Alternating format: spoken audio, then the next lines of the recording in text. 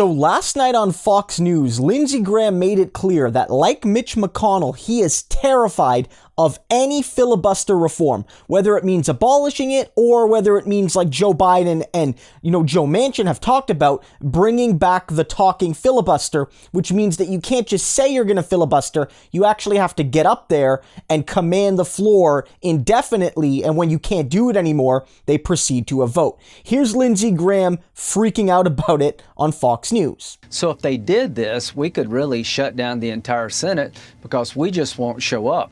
And here's what Biden needs to understand. If you go to the talking filibuster, we will take the floor to stop H.R. 1. I would talk till I fell over to make sure that we don't go to ballot harvesting and voting by mail without voter ID. I would talk till I fell over to make sure that the Equality Act doesn't become law, destroying the difference between a man and woman in our law. So can that you means stop you can't that, do though? anything else.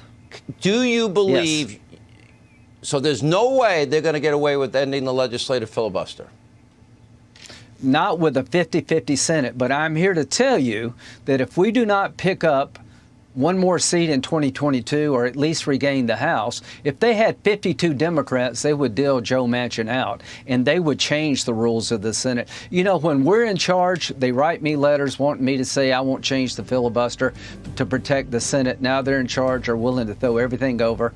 And at the end of the day, 2022 is the best hope for us to stop this crazy stuff. Now, Lindsey will tell you, just like Mitch McConnell would tell you, that he's not freaking out. He's doing this from a position of strength, that Republicans are united. They're going to fight back against the Democrats. They're not going to accept any reform to the filibuster. They're not going to accept any abolition of the filibuster, but they're weak here.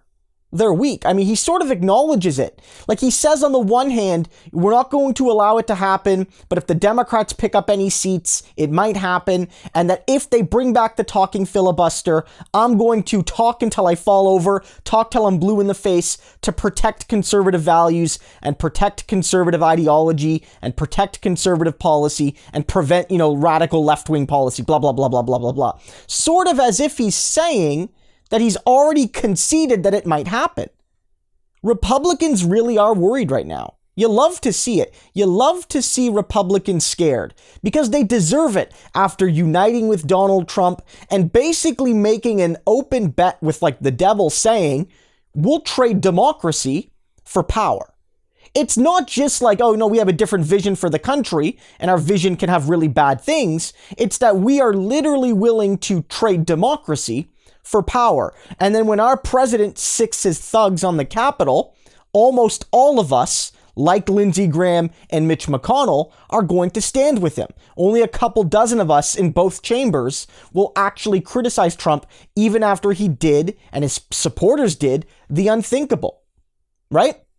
They made that bet, and now they're facing the consequences of it because the Democrats are waking up. More and more of them are saying that the Senate, as it's structured, is simply a tool to power the unjust minority rule of the Republicans. And the filibuster is not being used in good faith. It's not being used as an actual tool to promote debate. It's just being used as a de facto 60 vote threshold to pass any legislation, when that was never the intent. The intent was always to ensure that you had debate such that if 60 people or less than 60 people didn't want to have didn't want to end debate could continue indefinitely, but that when the debate was done, you went to a vote, and if 50% plus one, supported the bill, then the bill passed.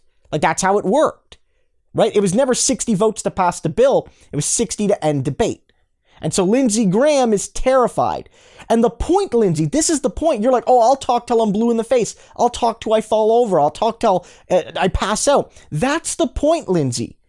If you really want to do it, get up there. Get up there. Wear diapers. I don't care. Get up there. Pass out. If it matters that much to you, you'll do it. But eventually, you will pass out and debate will happen. And eventually, you'll have to be seen, not just in an abstract sense, but seen literally physically blocking legislation that the American people by and large support. And it'll make you look even worse than you already do. Now, ultimately, I think their fear is over-exaggerated in some ways because I don't know if the talking filibuster, as big of a reform as I think it is, will ultimately solve the issue. I'm with Bernie Sanders that thinks that ultimately the filibuster needs to go 100%. Check this out. President Biden also suggested one slight reform to the Senate filibuster, requiring a senator like you or any other senator to actually talk and hold the floor if he or she is calling for a filibuster. How far would that go, do you believe, Senator Sanders,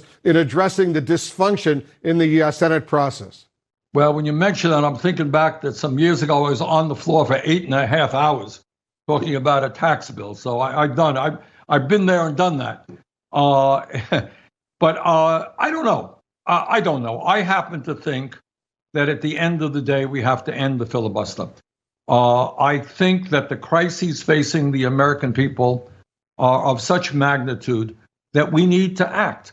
And it is unacceptable that when the American people want to do something like raising the minimum wage or dealing with health care or dealing with education, etc., or demanding that the wealthy stop paying their fair share of taxes, it is just unfair and undemocratic for a minority of the Senate to prevent what the majority of people want in this country, in the House and in the Senate. So that's my view. But nevertheless, I have to give credit where credit is due. That Biden and Manchin have made movement on this shows that even with moderates, even with conservative Democrats, they are growing disgusted with how Republicans are treating democracy.